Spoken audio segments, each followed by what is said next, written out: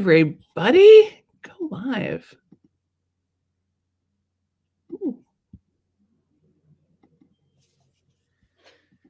Hold on. Where's my live video? Oh no. Audiobook narration secrets, audience, public. Hi everybody. How's it going? I have to redo the stream key. Oh, Instagram. Why don't you love me? Connect to streaming software to go live. Yeah, okay. Hey everybody, this is my friend David. I'm here trying to figure out Instagram because, edit. Aren't we all trying to figure out Instagram? I have to say I've never really understood Instagram. You're already live.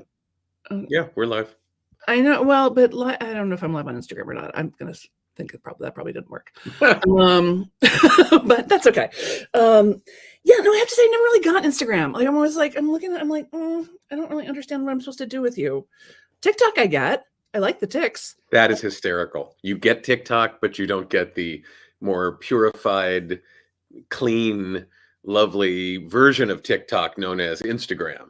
I think that might be the problem, is that like so much of Instagram is so perfecty schmerfecty, and I am such like, and TikTok is much more like, right. Hi. Always people leaning into the camera, stepping back and dancing. It's just like that, which is I kind of love too. And there's a lot of kitten videos there, which is, kind of all I need in life. I've been watching television series via TikTok because, like, if you watch enough of the clips, you're going to get the whole plot. So the whole show. I know. Yeah. I was watching some episodes of House that way. Funny you would say that. Yep. Super genius, that man. I literally this week asked my husband to help me research how to do audiobooks. So thank you. Oh my gosh, how perfect. What perfect timing. Sue says she doesn't get Instagram either. Good. And there's Amy Collins. She says, I was so excited to see your email yesterday, Sam. I wanted to learn this skill, narrating audiobooks forever. Hey, Amy. Well, dynamite. Let's do a little breathing just to like center into this moment. And then we'll answer your questions and talk shop and talk narration, talk audiobooks. So let your belly go really poochy soft, soften your gaze, soften your heart. Soften your judgment. Soften your self-perceived limitations. And let's inhale, 2, 3, 4. Hold, 2, 3, 4, 5, 6, 7. Out, 2, 3, 4, 5, 6, 7, 8. Inhale, 2, 3, 4. Hold, 2, 3, 4, 5, 6, 7. Out. 2, 3, 4, 5, 6, 7, 8. Inhale, 2, 3, 4. Hold, 2, 3, 4, 5, 6, 7. Out. 2, 3, 4, 5, 6, 7, 8. Oh, what a delightful little reset that is. Hi, everybody. Welcome to this magical pop-up training. If you're on the Facebooks or the LinkedIn's or the Instagrams, if that worked, if you're on one of David's channels, I'm so glad you're here. And I'm so glad for this opportunity to talk to one of the VO world's master practitioners and master teachers, David Lawrence. David, tell the nice people a little about yourself. I'm a creepy, evil villain on a television set. They don't even call them sets anymore, as though you have to like manually dial things in. I'm an actor. I'm a voice talent. I've been doing audiobooks since the late 80s. And I started in Washington, D.C., working for the Library of Congress and moved on from there. And when ACX first came out, I was one of their seeding Audible approved producers. I was one of the first, I don't know, dozen or so people on the site, and it was lovely. It was lovely. I'm on camera. I teach this to other people as well, mostly to actors and voice talent, but every so often, a writer, an author has snuck into my class with their nefarious world domination schemes of learning how to be an audiobook narrator for their own title. Mhm. And they've had to reveal themselves at some point, because I'll say something like sense memory or emotional recall or prior moments, and they'll go, what? What is that? What are you Yeah. talking about? Yeah. But the best part is like, it doesn't matter, because then they're anointed as an actor because they're doing narration, which Mhm. is acting. And I love my life, and I'm so grateful for you, Sam, for saying yes to being a partner in this new venture where I've just decided I'm going to take all the training that has resulted in about 7,000 titles being published by all of my students over the years on Wow. Audible, and focus it on the needs of an author who wants to narrate their own book. And that's why I came up with the thing. I love it. Now, I have long loved voice work. I did a lot of radio shows actually when I was living in Los Angeles. I did a lot of work with a company called LA Theater Works, and they do full cast productions of plays for the radio. And it's really fun because they're able to get a lot of celebrities, because it's a lot like doing a play. Mhm. But it only takes a week because we're not doing any blocking. There's no costumes. Everybody's got their script in hand. So you sort of get all of the creative juiciness of doing a play without the time or the hassle. And then they do them, we record them in front of a live audience, and then they edit and sell them as audios. So if you're ever looking for something entertaining that's maybe different than an audiobook, check out LA Theater Works and their collection of plays. They've done some really amazing work with some amazing. There was one time I was seated up there, so we just sit in a row in the back between Richard Dreyfuss and Charles Durning. And I was like, this is my actual life right now. What's not to love about that? Oh, it was amazing. They could not have been sweeter, more flirty. It was delightful. You haven't lived till you've been flirted with by Charles Durning. I mean, he's just divine. And Richard Dreyfuss can be problematic, but was on his very best behavior. He was also delightful. So, yeah, I got to have some really fun experiences working there. But then doing the audios for my own books, and I just recorded the third one this last week,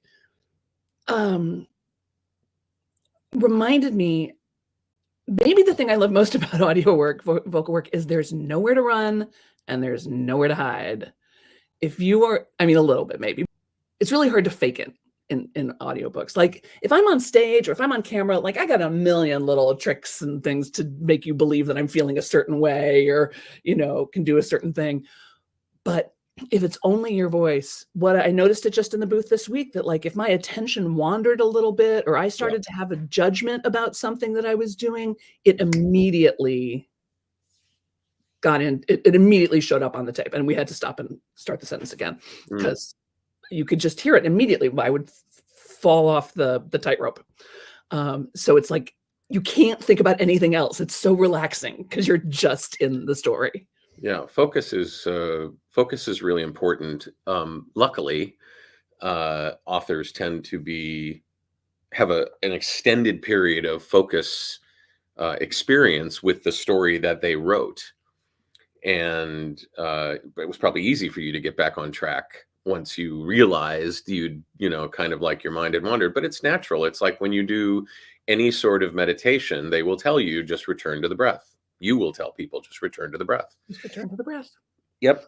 And doing that little box breathing at the beginning, that was great. I loved it. I just started doing that a couple years ago, and it just changed my life. I am such a calm person now. Before, I was this close to incarceration. But now, yeah, it doesn't. We've just saved the prison industrial complex a fortune. Yeah, exactly. Like, David, out from behind bars. What was your experience like doing your audiobook? I really fell in love with my book again. I have to say, I had some trouble when I was editing this book. There were a couple moments in the editing of this book that I was like, this book is terrible. I hate this book. I'm embarrassed by this book. Like, do I have to can I get out of the contract? I was literally thinking, the Pixar approach. This is terrible. This is horrible. Every Pixar movie in Creativity, which was narrated, by Ed Catmull, he talks about the fact that every Pixar movie sucks when it first starts. Yep. and their job is to make it not suck. So pretty cool. Yeah, so I was having a moment where when I was editing, I was really not caring for the When book you at were all. writing. When I was in the editing process of the book, Yeah, actually. yeah. Um, and then we sort of got it edited, and I started to feel like, okay, maybe this is all right. But reading it out loud, I really fell in love with it. I really enjoyed telling the stories. I really enjoyed the flow of the book. I hadn't reading it all out loud, all in order, like you sort of get a sense of the book that's very different than just the writing of it. And it was very sweet. My editor, I published by New World Library, which most of what they do is personal development, spiritual development, so she's read like every self-help book in the universe. And I said at one point, I was like, I'm really getting quite fond of this book that I've written. And she goes, really? She goes, I love this book. She goes, I just keep thinking of more and more people that I want to give it to. It's great. It's great.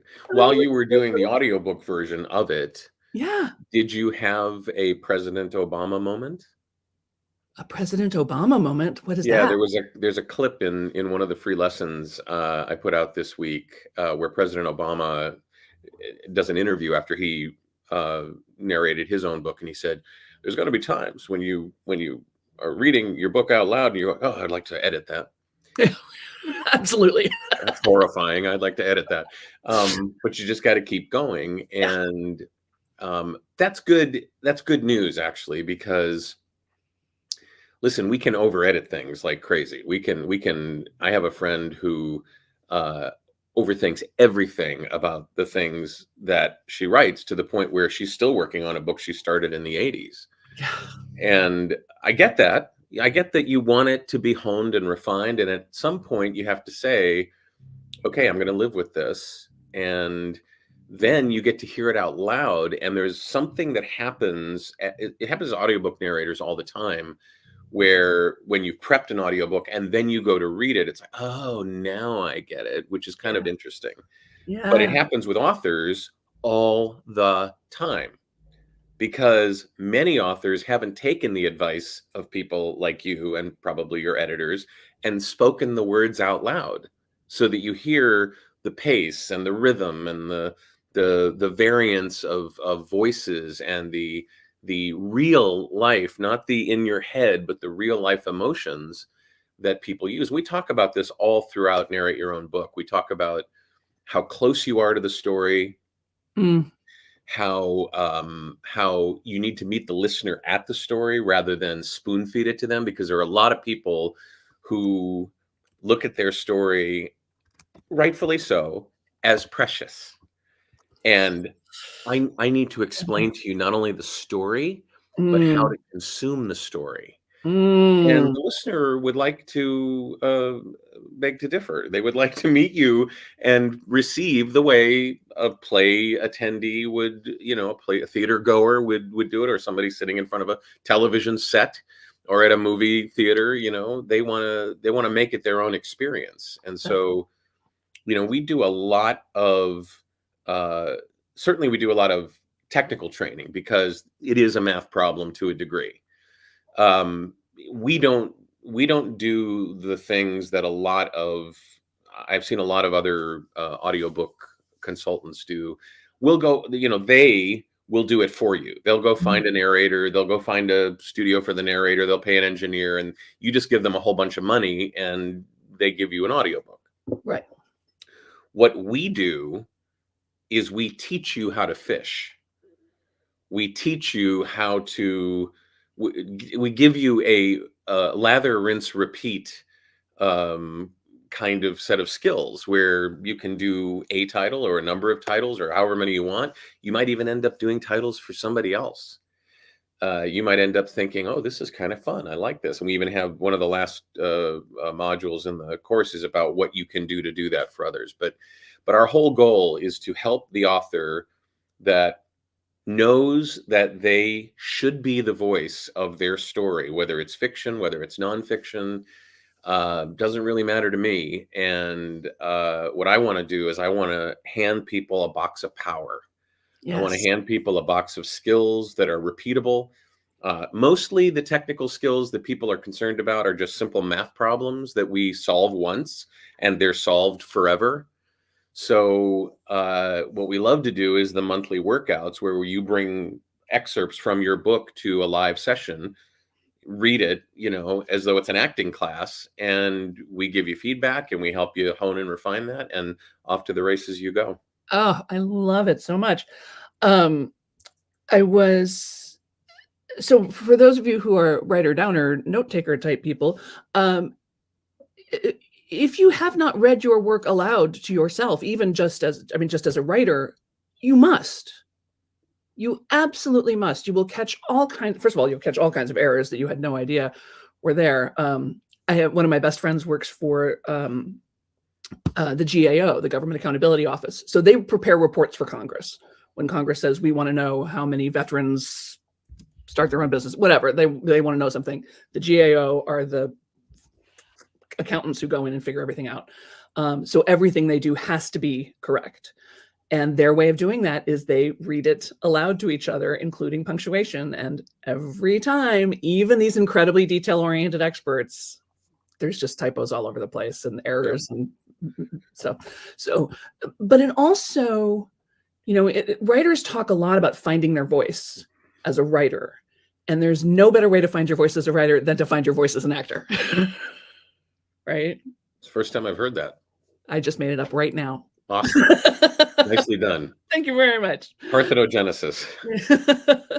So you talked about prepping a book. Tell me, what are some things that people don't know need to happen in order to do an audiobook? So back in the 80s, you read the book verbatim. There was no changes made whatsoever. And with the real increase in audiobook popularity and sales happened after the iPhone was created, or after the smartphone was created. But the iPhone was really the fulcrum, because once Audible created the app, the Audible app, well, all of a sudden you could go from wanting an audiobook to listening to an audiobook, and reduce that time down to like 10 seconds, because you used to have to go to the Hudson News at the airport, right, or the Borders, and buy the CD copy, and hopefully you had a CD player you could put on. Exactly. But now you just do that. So in that time period, since 2006, 7, 8, somewhere in there, the audiobook industry, the publishing industry, has reacted to the popularity and the sales of audiobooks and said, maybe we should take this seriously. And so they started to look at the experience of the listener. The experience of the reader is one thing. The experience of the listener is something else. When you type into your composition tool, as you read this book, you'll find, right, you don't want to say that out loud to a listener, because they're not reading a book, they're listening to an audiobook. So what you do is and I have several lessons about what I call audiobookifying your manuscript. It includes basic things that have become standard with big publishers. They'll do a book, and before they were like, it's got to be verbatim. Now they want to cater to the listener's needs. They'll replace things like book with audiobook. They'll replace things like read with listen. But they'll also do things like remove page numbers, remove positional references, like below you'll find, or previously on page 47, we saw chapters are fine because chapters exist in audiobooks, but just like with Kindle books, page numbers don't exist. Right. And so there's that. There's also the notion of some stories really benefit from visual elements like photos and diagrams and maps and stuff. And so the world of the related PDF is new. I don't know if you've ever purchased a book from Audible that has a related PDF, but I have. Yeah. So there's a little link. You just click on it, and it's something that the author prepares and sends off to ACX when it gets put up, if they're on that platform. And it can really create almost a whole new experience. For example, I narrated a book called Secrets of Screen Acting, and the author really needed to show line drawings that he had done of images of how it looks on a screen to a director or to actors. And, he calls it the frame of truth. And there are several dozen of these, things all throughout it, distances of camera shots and whatnot. And so what we would do is, instead of saying as seen in the image below, or as seen in the drawing below, we would say as seen in image 47 in the related PDF, you'll see that this actor is raising her cup slowly into the frame rather than jerking it up, and things like that. And related PDFs are one of those things. There's also the notion of what to read and what not to read in an audiobook. You don't read everything. And sometimes authors are kind of taken aback by the fact, well, I wrote that. Why don't I read that? I mean, an index is probably the most boring thing you could possibly put in front of a listener. But and sometimes it depends. Like, I did a book called Leveraged Learning, which was about how our higher education system is broken, and True. the bibliography was as well written. It wasn't just a series of citations. It was as well written as the main book, the chapters in the book. Yeah. So, we have all that. We talk about planning a retail sample and executing a retail sample. It's just like a flyleaf blurb. It's just like the back cover material. And then what to do with that, how to create a trailer. Like, we show you how to do the book, but we also show you what to do with the audiobook once you're done. And So how to, interesting. yeah.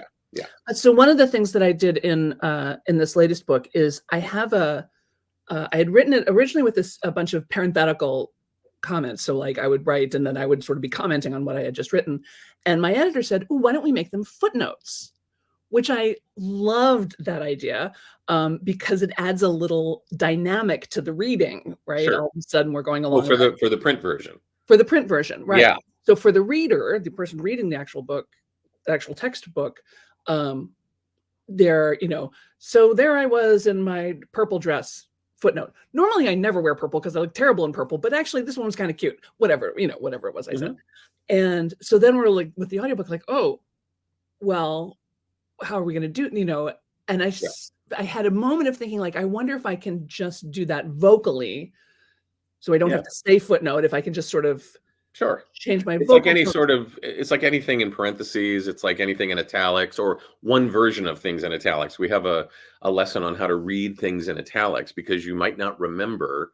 Well, an author would remember, but sometimes they don't.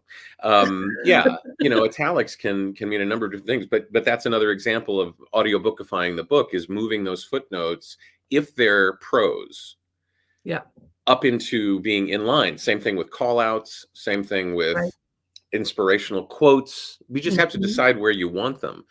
And it cuts down on the time that you spend doing the work if you take that moment and just run through your manuscript and move those things. And then there's the on steroids version of that.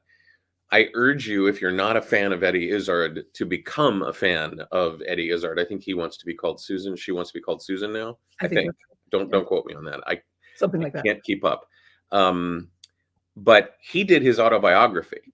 Oh. And in between when he wrote the autobiography and when he did the audiobook, some things in his life had changed. And he went off on these, meandering offshoots that were the joy of the book. That's so cool. He would say footnote, and then go off on this tangent. Yeah. And when he was done, he would say, all right, end of footnote, and come back to it. And I rarely post reviews on Audible, but I did, because I said my 3 least favorite words now are end of footnote. That was the title of my review, because it was so great. And you can do that with an audiobook. Yeah. You know who Michael Kostroff is, yes? Do you know who Michael Kostroff is? Do I know who Michael Kostroff is? He's a very, very familiar face as an actor. He does Audition Psych 101. He does a course called that, but he's very well known. He was the attorney, the lawyer for the gang on The Wire, and he's been on every other episode of Law and Order SVU. Yes. And he's a musical theater guy. Anyway, he wrote this book called Letters from Backstage, letters to his fans when he was on tour with Les Miserables. And and I said, you should consider this if you've got other things that you now realize about those days. It was the early 2000s. And he did the same thing. It was great. His original estimate for his book, you take the number of words and divide by 9,300, and that gives you the number of hours. A really stark, ravingly, madly accurate estimate of how long your book is going to be. And his book was supposed to be like 5 hours long. It was 8 hours long when he was done with everything. Same thing with Eddie Izzard. It was a 9.5 hour book, but it turned out to be 14.5 hours with all of his side trips, which was great. And you have those options when you're doing an audiobook, but they have to make sense. And so we talk about that in the course as well. So good. So we've got some questions. Sue asked if it would work for children's books too. And David said, yep, absolutely. Absolutely. Clark asked, do people mostly pay for audiobooks, or there's a subscription site for unlimited like Spotify? As a songwriter, songs are like 1/1000th penny, right? Exactly. Right. So you can choose to use Spotify as a distribution point or not. I usually tell people it's all up to you. I mean, people have pluses and minuses about all the different platforms. Audible has 4 ways you can buy books. You can pay cash for them. You can be a subscriber and pay by a credit. You can, buy something on a giveaway weekend or a sale weekend. And you can also get the book free as your first book with your joining Audible as a subscriber. And all 4 of those ways have benefits to the author of the book, especially the author of the book that does their own audiobook. Number one, your royalty share doubles. So it goes from 20% to 40%. And you also have the ability to achieve bestseller status, just like the processes that people teach you about that first day of release and that one day that you get all your friends and family to hike you up to the subgenre #1 bestseller kind of thing. So yeah, I'm not a big fan of all you can eat.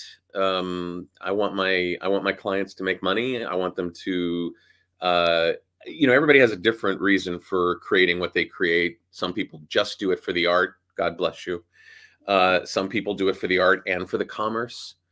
I teach from a position of art, commerce, science, and mindset.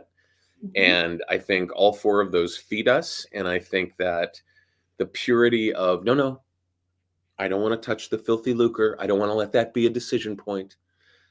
Okay, that's fine. I think, I want you to eat, and I want you to eat not just food, but also other things that nourish you. And I don't want you to go through what is a lot of work and then at the end go, what did I get from that? Did I really get the kind of satisfaction that I wanted?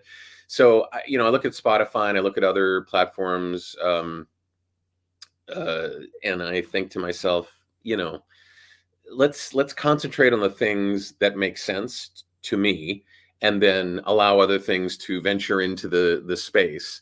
But we build our things around ACX, Audible, Amazon, and if that's distasteful to you, I don't know what to say other than know the process and then go use it wherever you want. Exactly. Yeah. So if you're interested in David's training, check it out. You can go to therealsambennett.com/VO, and it will take you to David's page, little pretty link redirect there. And it'll mark you as coming from me. That's an affiliate link. So if you buy something from David, he might buy me a drink later, which would be awesome. So we gotta meet somewhere though, because you're like, where are you now? I'm in Connecticut now. Wow. Did you feel the earthquake the other day? I didn't, but it did happen. I was like, what? Wow. I was teaching at the time, and one of my students was like in New York City, and she's like, I'm sorry, I'm a little distracted. I think we just had an earthquake. And somebody else was in Massachusetts, and they're like, yeah, no, I felt it too. I felt the earthquake in the early 80s. I lived in Milford in the early 80s, and I worked in New Haven, and we had an earthquake on the coast, right on the Sound. And I was like, what is going on here? I'm used to it in California. Yeah, I'm not exactly. Really, but yes, I'd be happy to. Yeah, I love the calmness with which you present your content in general. Thank you. Yeah, I really do. I love being easy with things. I love and audiobooks is one of those things that can really center you. I don't know how you felt as you were sitting in the studio, but when I go to Penguin Random House to do a book, or I go to some studio somewhere for Audible, I just feel like I am in a world where nothing can hurt me and nothing can distract me. I am so into what I'm doing. And I just watch when authors reach that state, that state of engagement, and love that moment. It is a So state of deep creative flow. It is that Mihai Csikszentmihalyi talks about flow state, and it's like when you're skiing the fall line down a mountain, like you're just in it, and it's so fun. And I will say, I mean, I definitely benefit from thousands and thousands of hours of acting experience. Like, I don't have to think about breath control. I don't have to think about, I do my little mouth warm-ups, tippity toppity tippity toppity tippity toppity two, pippity poppity pippity poppity pippity poppity boo, and then I'm pretty much ready to go. okay, all right. Everybody has their own. Mine is this. There you go. That's it. And everybody else is like, some people are singers. We have 2 lessons on breathing.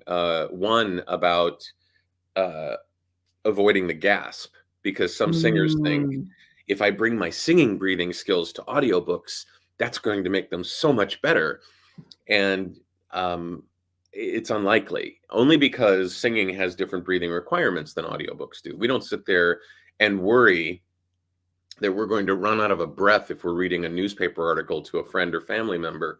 We just don't worry about it. We just simply pause, take a breath, and continue on with the sentence. Right. And that's a lot about the way it is with audiobooks too. You insert your own punctuation wherever you choose to. And it helps to have developed, a certain amount of knowledge about breath control, but don't let it ruin your life. No, you really do it sort of instinctively. I mean, you Yeah. know how to read. Yeah, you do. And people forget that. They get. I ask people when they register for the course, when they register for any of the free lessons that I give, or when they want to join my mailing list, what's the biggest thing that you're worried about? Yeah.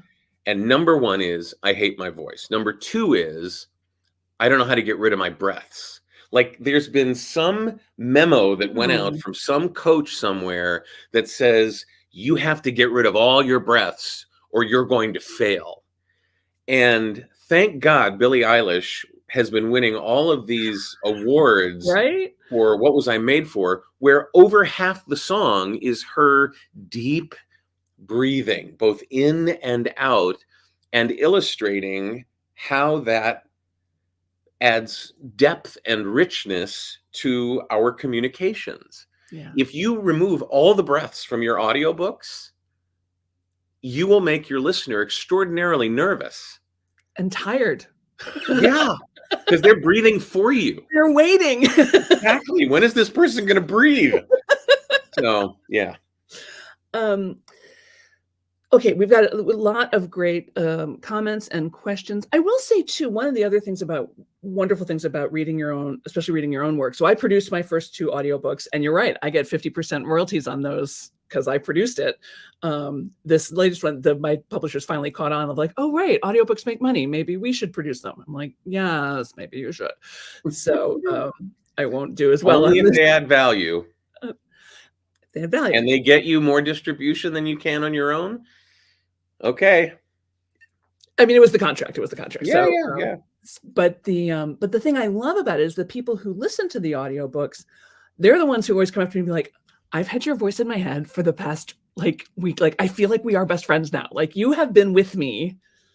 It's so intimate to hear an audiobook read by the author. And people just seem to, it generates this feeling of closeness and intimacy that even a paper book doesn't. It's a really special relationship. Yeah. Okay. We're getting a couple of thumbs up on Eddie Izzard for sure, and also now known as Susie, and going by she, her. Groovy Susie. Clark says, I wonder if bands added PDFs like these books, like old CD jackets, they'd get more people to pay. They might. That would be a great value add. Can you please address how to become an audiobook voiceover artist for books you didn't write? I could. I mean, in fact, we do. We talk about the options that you have. Once you learn this skill, it doesn't really matter whether it's for your title or for somebody else's title. So this dirty little secret is if you take this course, you'll know how to do this for others as well. That's where this content came from. I teach a course called the ACX Masterclass, which is specifically for actors and voice talent to narrate for rights holders and how to build their business doing that. And this course, Narrate Your Own Book, doesn't require you understanding how to deal with a rights holder because you're the rights holder. Right. And well, maybe somebody needs training dealing with themselves. I don't know. But you don't need to create a profile. You don't need to worry about your profile picture, and whether a rights holder is going to look at that flower and go, do I want to hire that person? So anything that you learn in this course, you can apply to doing this work for other people. And we would love it if that's something that you decide you want to do. And that's what you got from the course, in addition to doing this work for yourself. The process is exactly the same. Right. The only difference is when you're doing your own titles, you're responsible for everything, both what the rights holder is usually responsible for, cover art, submitting the related PDF, creating the related PDF, if that's part of it, approval, self-approval of the work. And then also responsible for all the narration responsibilities, the recording, the editing, the mastering, the proofing. And we have some lovely, lovely secret weapons that we introduce and give to our students that help them do all of that stuff. If you follow what we tell you how to do, and we even give you the gear, we even give you this blows my mind. The microphone that I use. This is the mic. This is the mic. See, there's the blue. This isn't the mic that I'm using right now. But what I could do, actually, hold on. I can do this on StreamYard. Hold on one second, Mike. All right. Now, can you hear me differently? Oh, yes. That sound different? Yeah, this microphone, like when I see people doing podcasts and I see people doing other things with the mic in the camera shot, I'm like, people don't really, you can get away with a boom mic that sounds pretty good. But this mic is a unicorn. This mic we give to all of our students, the stand, the earbuds that's used with it. And this mic is amazing. It's the Audio-Technica AT2020 USB Plus. They're about to discontinue it, so we'll have a new mic soon. But this is like a classic mic, so you want to get it now because it's great. Let me switch back to my boom so I can set this down. Yeah, so we give them the gear, we teach them how to put it all together, and if you do it the way we show you how to do it, and everything is balanced and set up properly, it's a one-time solution. Once you're done, you're done. You don't have to worry about it again. You don't have to worry about, oh, every time I go to paint something, I have to mix just the right shade of, Prussian blue with my titanium white to get that sky look. Just talk, just be yourself. Yeah. And so those things, the technical things that people are usually so concerned about, they're not concerned about them once they realize how easy they are to compute. And the dirty little secret is, if all of my students use the mic that I use, then I can give them even deeper training and support on how to use that mic so effectively. That's great. Yeah, and people are worried about where they're going to record in their home. I had a woman that wrote me today. She's like, well, I only have a desktop and it has a fan in it. And, we talk about the fact that if you're looking for a computer to do this with, you want to look for a computer that does not have a fan, because it's one less thing to worry about. Right. And, I have a fan, right? You don't hear it, but everybody finds something they like. This can't be as easy as he's making it out to be. There has to be something that is going to stop me dead in my tracks. And I can tell you where that is. It's between your ears. That's what's going to stop you dead in your tracks. Yeah, but the tech stuff does get people messed up, and particularly for a lot of my people who self-define as highly creative people, like it's not a language they speak fluently. It's not something they're comfortable with. So I love that moment when I can disabuse them of that notion and remove that from the list of things to worry about. It's a beautiful thing. Place it on the list of things not to worry about. Yeah, of just like, here, and then they go, oh, I can be creative. Yeah, exactly. You don't even have to buy it. David will send it to you when you enroll. It's part of the course. Yeah. Gift.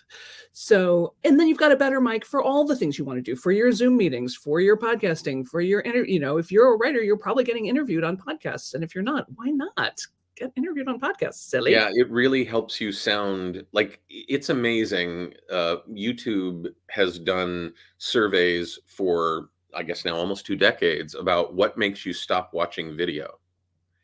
And number 1 is a bad image. Number 2 is bad sound. Yeah. They will abandon videos. You probably experience this yourself. If you don't like the sound that you're hearing, bye-bye. There's plenty of other things in your feed. Which brings me to something I did want to address that you mentioned earlier, which is this I hate my voice thing. Yeah. Which, okay, everybody, raise your hand if you hate your voice. Guess what? You've never heard your voice. You cannot hear your voice because you are your own resonators. You're inside here. Yeah. In the same way that you've never seen yourself. You've never seen yourself from behind. You've never seen yourself from across the room and gone, ooh, who's that? You know, I like the look of that, right? Until you're recorded.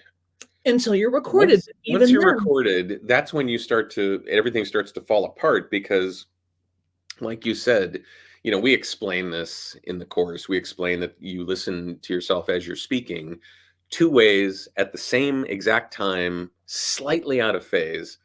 You hear the convective version of your voice bouncing off the walls and the people around you through the air. Right.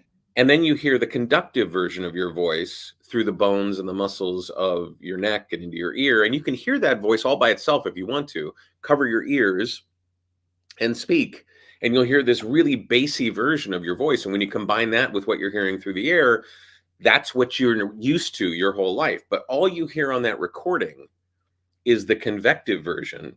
And instead of thinking, oh, that's just missing the bass, you're thinking, oh, I sound like Mickey Mouse. I sound so tinny. I sound awful. People. Why aren't people like cowering in fear when I speak? And yet the, prima facie evidence is nobody is squinting their eyes when you talk and saying, please stop talking. They love you. Yeah. And it may be different from what you're used to. And people then equate that with, I hate my voice, but your voice is probably lovely. Yes. People fall in love with your voice all over the place. That's right. Yeah. That's right. Dawn asked, do you have any suggestions for people who simply do not have a place to do, I just lost it, have a place to do a home studio, but might like to dip into audiobooks? Yeah. So I think sometimes people tell themselves they don't have a place, but place to do audio can be affected by what's around you, by what time of day it is, by how you set things up. I mean, that microphone happens to be a microphone that has a pattern that only picks up what's in front of it. Mm-hmm. And it rejects an awful lot about what's behind it. And so you use those things, you use other ways of helping you out. I have people who live in Midtown Manhattan that are doing audiobooks, and they have to do some machinations to take care of that. And not everybody lives on a cul-de-sac in the country where it's absolutely quiet or have a booth. Right. But you can set up things. One of the lessons is I had a student who was living in a guest house, and the house itself was being renovated, and she set up stuff according to what we had helped her suggest. When you narrate your own book, you have a team of coaches in addition to me who are helping you solve these problems. You come to a live event once a month like this, and you ask those kinds of questions. And when you decide to go, okay, I'm going to put it here in this closet, or here under the stairs, or down in the basement, or in the middle of my library, but with moving blankets around me. I had one client who used to sit under. She was a little different. She would sit under her dining room table with a pillow fort all around her, and loved it because of the book she was narrating. But I don't recommend that for everybody. But the point is awesome. Actually, I think I would just pillow forts in general are awesome. Yeah. There are a number of different ways to approach it. Maybe middle of the day isn't the right time to do it. Maybe it's quieter at night. Maybe it's not quieter at night. Maybe you live in an area that has nightlife and during the day is the best time to do it. Who knows? Everybody's different, but I rarely have people that don't end up finding a solution. And the solutions are sometimes very creative, sometimes they're cute, sometimes they're very hot. You can only work a little bit at a time. I But that's remember doing okay. a recording once I was in a hotel room, so the only way I could get the sound was I was literally sitting next to the bed under the duvet. Yeah. We The tell chair. people to do that all the time. In my big course, my big VO course, if you're going to audition and you're on the road, pull the bed sheet or bedspread over your head and your equipment. Yep. You'd be very surprised how good that It sounds. sounded great. It did Yeah. get really hot though. Yeah. I had to take a lot more breaks. Speaking of which, Julie, okay, somebody's already downloaded the Eddie Susie audiobook, so there you go. We've at least sold a book today, which there you go. Downloaded which audiobook? Yours? No, this Eddie Susie book. The Eddie Eddie. Oh, good. You're going to love it. You are going to absolutely adore it. So good for you. Julie says, can you address how physically taxing recording an audiobook can be and how to mitigate those issues? Yes, well, I have to maintain this amazing physique, and I have to work out all the time. And You earned that body. I did. You bet I did, and I earn it every day. Here's the thing: audiobook narration is not taxing, one iota. People think it is, and here's why. The finished product is hours in length. I mean, not for Sue. If she's doing a children's book, it's going to be less than an hour in length, probably. But books be 10, 20 hours in length, 5, 10, 15 hours in length. Some books are much longer. And you look at that finished product and you think, oh my God, how did they maintain any sort of stamina? This is overwhelming to me, because you think that people sit down and do the entire book in maybe not one full setting, but maybe just a couple or two or three. And it's not that way at all. It's a series of little islands that you hop across. 20 minutes to a half an hour, and then a break. Maybe an hour if you feel like it, and then a break. I don't know what your schedule was like when you did your book, how you treated things. But when I go to a publisher or a production house to do things, they have a very well-stocked kitchen. Yep. And lots of really great coffee and tea and fruit. And you work for a while and you're not pushing it. You're simply talking. Yeah. And people think, oh, well, but your voice will go out after a while, right? And I'm like, well, if you're overdoing it, sure. But overdoing it is like working for 16 hours a day, not 4 or 5 or 1. We talk to when I train voice talent to do work for ACX, you get 60 days when you're under contract with a rights holder to get a book done. And usually our students end up with a far lower work hours to finished hours ratio, because I have a system that I teach for recording and editing called the stair-step system, which really, dirty little secret, is for me. It speeds my time up so I can do more books in the same amount of time with no impact whatsoever on the quality. Yeah. And so what we look for is a ratio that on average is traditionally between 7 and 10 hours of work for every finished hour of audio, all told, with production and narration and editing and all that.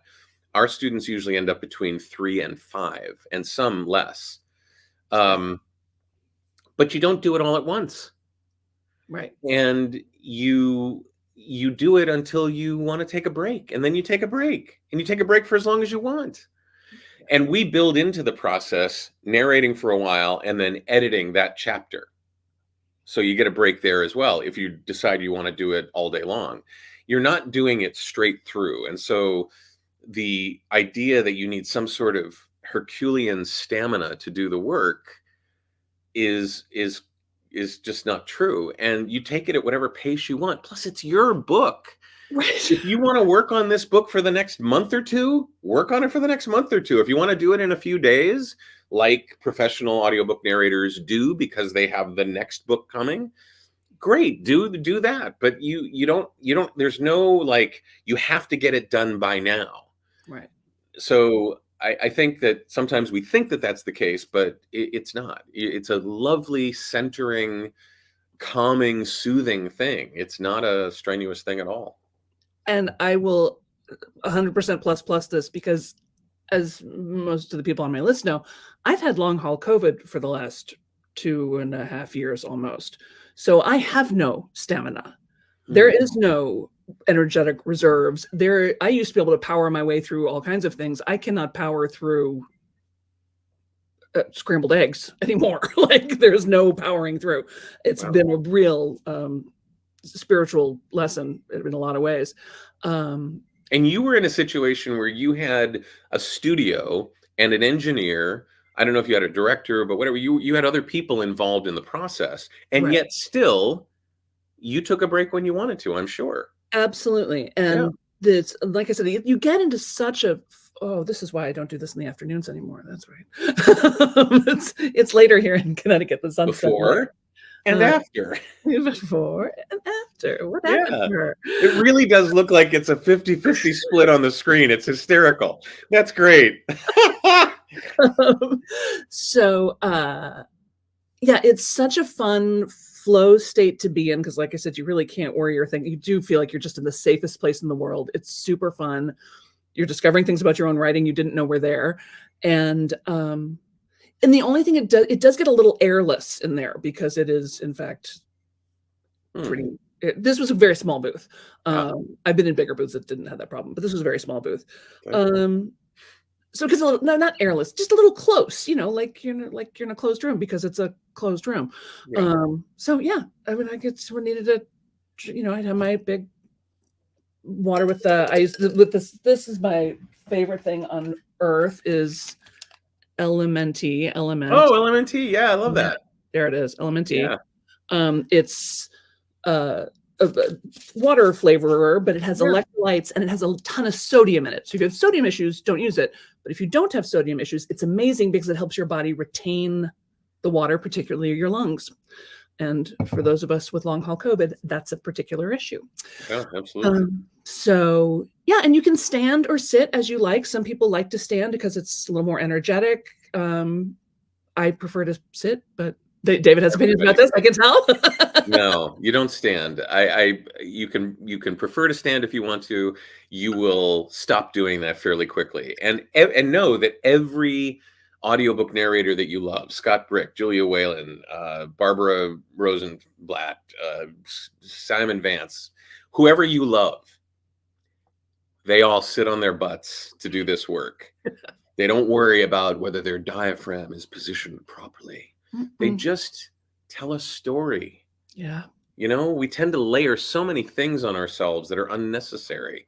Yeah. And you also don't want to stand, because you'll have to start shifting your weight. And when you do that, it's a problem. You get on and off the mic like this, and that's no good. S is the thing we're talking about, the voice, hearing your own voice. That's the thing my writers group says over and over again every time I read. You read so well. And yeah, I was a theater major, so I want to take the next step. Babe, realsambennett.com/VO. Sign yourself up. Let's see. Sue says, big difference in mic, but I've been stopped in part by a lack of, I'm not seeing all this.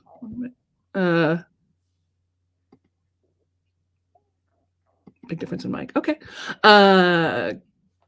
Good. Dawn says, dining room table, pillow fort. I can do that. Very good. Julie says, thank you. Oh, we have another Julie who says, how do you make sure your voice is on the same pitch, speed, etc. after a break? Yeah. Why do you need to be on the same pitch, speed, and break after a break? Yeah. Why do you need that? You think you need it, and maybe you do. Who knows? Maybe you're picking up in the middle of a chapter. But and the way to do that is very simple. You listen to the last 30 seconds or so of what you recorded, and then you pick up right there. We're all very good at mimicking, and we're even better at mimicking ourselves. It's a simple process. But here's the thing. I hear this question all the time. How do I maintain a consistent voice all the way through the book? And the answer is, why do you need to maintain a consistent voice all the way through the book? Please tell me. And what does that mean?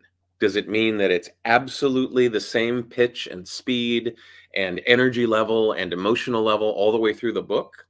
Probably not. That sounds terrible. There's a book, I don't know if you've ever heard of Ryan Holiday. Sure. Okay. Books right So there. his first book was when he had just left being the PR person for American Apparel. His dark Trust Me, days. I'm Lying. It's Trust Me, I'm terrifying. Lying. It's a brilliant book. Have you listened to that book? No. It's the worst recorded audiobook in the history of mankind. I am dead sure first of all, he recorded it in dozens of different places. He did not give a rat's ass. And I'm pretty sure that one part of one of the chapters was recorded on a moving train. I'm pretty sure of it. And yet nobody cares. Yeah. Because the information is so fascinating. It's so fascinating. It's so fascinating. And now he's a stoic. And now he's very calm about his work. But it didn't matter. And I love that book. I'm sitting there thinking, I was cringing at how poorly it was recorded, but I was just like focused on it, on the stuff that he was talking about. Yeah. And so it doesn't really matter all that much. And you will find that there are so many of these little things that you think about and you go, oh, well, this has to be the case. I have to worry about this. And then you realize, oh, maybe I don't have to worry about this. Huh. It's like so many things, really, the decision to do it might be the biggest part of the equation. Absolutely. Because Absolutely. once you've decided to do it, the answers start to reveal themselves. You can ask a trusted expert. You'll become friends with other people who are also doing it, and you'll learn as you do it. Your first, attempt will probably not be the best one you ever do. In the same way that the first class you ever taught was not the best class you've ever taught. The first webinar you recorded was not the best webinar you've ever recorded. But you got to start somewhere, and chances are that your version of a C is going to be everybody else's version of an A+ already. Yeah. And if it's not, it's voiceover. You can stop and re-record. Yeah, absolutely. And I also think that I am all for increasing quality as quickly and as cleanly as you can. Mm-hmm. But you have to define what quality means. And there are people that sometimes define quality in a way that puts the goal a little bit out of reach. The goal for quality here is authenticity. Yes. Period. Believability, engagement, energy. One of the things that we did a whole series of free lessons this week. If you haven't seen them, you can click on a link at the top of the page that you'll go to at Sam's link. I just did a scrolling roll of the top 20 audiobooks on the nonfiction list for the New York Times, just to find out how many of them were narrated by the author. Mm-hmm. And then I played a montage of a line or two from each one of the ones that was. And I just asked a simple question. Did you recognize any of those voices? Okay, I'll give you Rachel Maddow. But did you recognize any of the other ones? Did you think to yourself, that's horrifying what they're doing, talking about personal self-development? How dare they? Listen to those voices. I have to cover my ears. What you heard was engagement and expertise and believability and authenticity. Yeah. That's the metric for success. Even if your book is a memoir, even if your book is a coming of age, young adult fantasy, apocalyptic, combo platter, it doesn't matter. It's authenticity. You know who you were writing for. You put that audience of one or few in your head as you were writing for these things. You do the same thing with the audiobook. And your level of authenticity it's not about being so erudite you might be mistaken for Suzanne Tolan.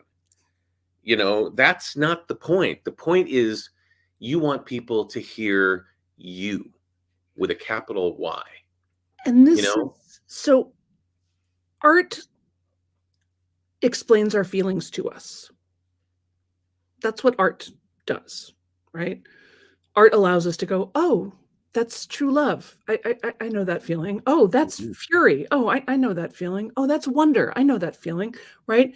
We look at it in an image. We hear it in music. We hear it in a story.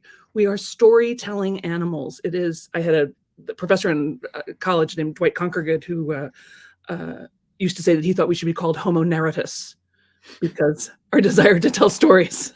That's right. Thing that distinguishes that and our ability to accessorize. But and possibly they're the same thing. Stories are everything. We have an endless hunger for stories. We always want to watch more people through the window, see more movies, hear more songs, read more books, hear more stories. The phrase once upon a time, this phrase, I've got a story for you, this phrase, wait till you hear this, like I can feel the chills in my body just as I say it. We cannot get enough of that. And at no time in the world has anybody ever said, oh no, that's enough. That's enough. Too many good stories. Thank you. Stop now. Yep. Oh, that's too much great narration happening. Stop now. There is room for you. There is room for your voice as a writer. There is room for your voice as a voiceover artist, particularly in recording your own work. And I can't, if you are interested in this even a little, first of all, you get to hang out with David, and how awesome is that? But also therealsambennett.com/VO, go check out the program. He's going to send you the equipment. I mean, duh.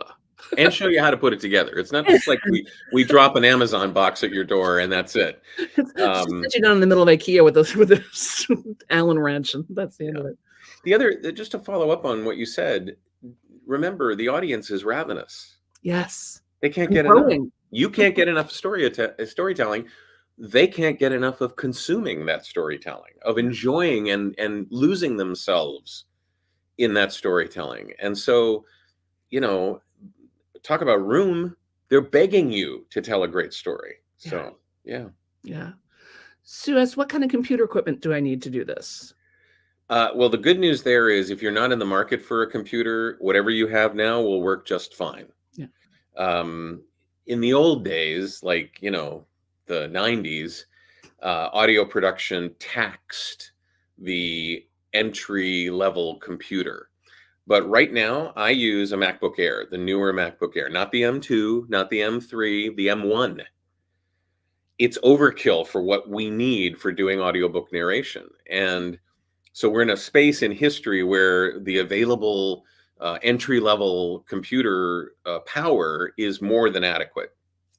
And Mac, Windows, doesn't matter. If you do use Macintosh, there's a piece of software that we give you that guarantees that your finished product is going to meet ACX's technical standards, but we show you what the Windows version of that is as well, and then how to use Audacity after that. The gear doesn't really matter. It really doesn't. If you have if you're a Windows user and you have a Surface or a fanless machine from Asus or a machine with a fan, I mean, you figure out how to position your gear so that it takes advantage of what you do have. But there's no special gear required. There's no special, I would not cheap out and go buy, a snowball microphone or a headset microphone that you might use to play Call of Duty with your friends online. I wouldn't do that. That's much more important that you make the right decision there. And we make that decision for you. Right. So, yeah. Fantastic.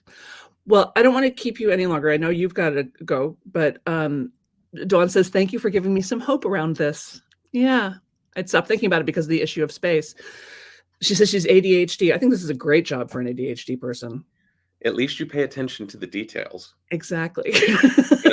I have some clients who are not ADHD sufferers, and I have to kind of herd them to say, no, this is important. You really need to pay attention to this. Right. The ones that have ADHD, I adore. Yeah. Right. It's a great gig and and again, Sue was saying earlier that her knees don't stand. This son is insane. Awesome. That her knees don't stand. And I'm like, yeah, right there with you. This is a wonderful job for us as we age and as we grow as artists and people. There's a lot that you have to offer here. So if this is interesting to you at all, please check out David's work at therealsambennett.com/VO. He's got his 3 training videos up there at the top of it, so you can still check out the free trainings that are there, but he also has all these specials, and if you would roll before Tuesday, there's like a ton of bonuses and stuff. That's a really important thing to just for a moment, if I could. Please. I have a course called Believe, talking about your biggest fears, talking about your limiting beliefs. We did a daily live video training for 21 days, hitting a new limiting belief every single one of those days, figuring out how it got created, figuring out how to kill it violently and permanently, and replace it with an enabling belief that was supporting rather than limiting. And we're going to do that course again this fall. But the recorded course will be available to students who sign up before Tuesday, and then you'll also be my guest in the one that we do in the fall. And that's like $500 for that course because it goes on for a whole month. The other thing that you get if you register before Tuesday night is you get 2 hours of private coaching with me. What? Wait a minute. How dare you? Yeah, and again, I charge $350 per hour for coaching, and you will find lots and lots of people who will tell you, "Yep, he sure does. He charged that. That's what he charged me." But I want to, and you can use it any way you want. You can use it for performance feedback. You can use it for looking at your tech stuff. You can use it for figuring out what you're going to do for marketing. We talk about that, trailers, things like that.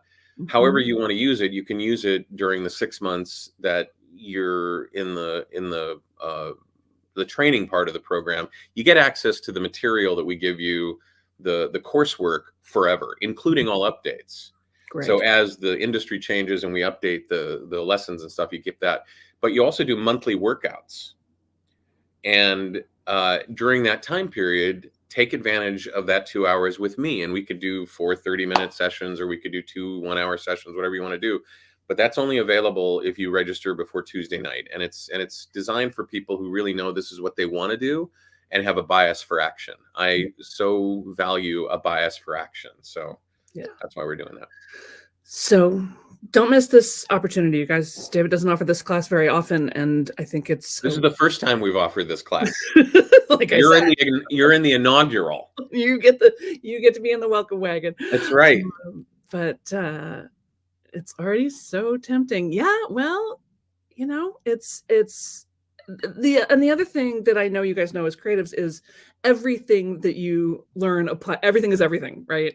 Everything you learn out of voiceover will make you a better painter. Everything you learn about painting will make you a better writer. Everything you learn about writing will make you a better dancer. Everything, it's all. My mother used to teach yoga, and we would always have these long conversations about how yoga and acting were exactly the same. So as long as it's just, it's about truth and focus and authenticity and showing up, and don't, leaving an impression on this world. I mean, this legacy thing is real. Not to be big downer, but no, it is. We're not here forever. Your voice will not be here forever. Yeah. So let's make good use of it while we can. Make a mark. Make a mark. Exactly. Dare to be loud. Dare to tell a story. Dare to tell your story your way. Yeah. The world needs your voice. We're waiting. We're out here waiting. David, thank you so much for your time and your generosity and this great offer.